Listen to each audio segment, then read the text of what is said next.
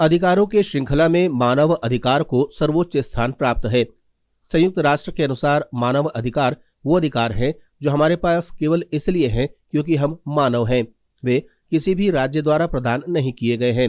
राष्ट्रीयता, लिंग, जातीय मूल, रंग, धर्म, भाषा या किसी अन्य कई कारण किए गए भेदभाव, ये सार्वभौमिक अधिकार हमें सभी के लिए प्रकृति प्रदत्त है। सैद्धांतिक तौर पर इन अधिकारों का अतिक्रमण विश्व के किसी भी देश या किसी भी सरकार के द्वारा नहीं किया जाना चाहिए। यह भ्रांत धारणा है कि मानव अधिकार की अवधारणा का सूत्रपात द्वितीय विश्व युद्ध के बाद पश्चिमी देशों के प्रयासों से संयुक्त राष्ट्र के अस्तित्व में आने के बाद हुआ।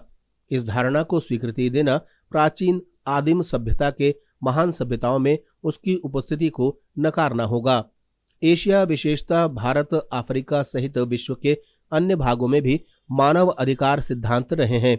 इसलिए सिर्फ इसे पश्चिम सिद्धांत मानना उचित नहीं है। ऋग्वेद में सर्वे भवन्तु सुखिनः की ऋचा प्राचीन काल से ही भारतीय संस्कृति में मानव अधिकार की उपस्थिति को दर्शाती है।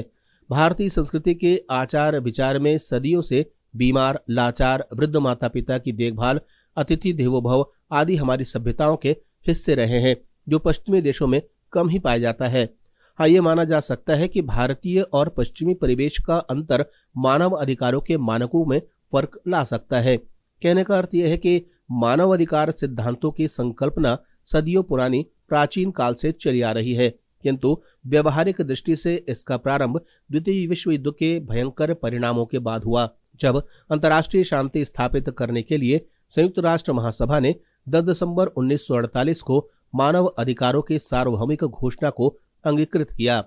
वैश्विक स्तर पर मानवाधिकार की चेतना जागृत करने में इस घोषणा का महत्वपूर्ण योगदान है। इसके बाद 1966 की अंतर्राष्ट्रीय प्रसंविधाएं, यूरोपीय कन्वेंशन, सिंगापुर घोषणा पत्र, संयुक्त राष्ट्र चार्ट में निहित घोषणाएं जैसे इसे समावेशित कर पूरे विश्व में लागू किया गया है, ताकि मानव के अधिकारों की रक्षा हो सके। ब्यूरो रिपोर्ट, जनता से रिश्ता।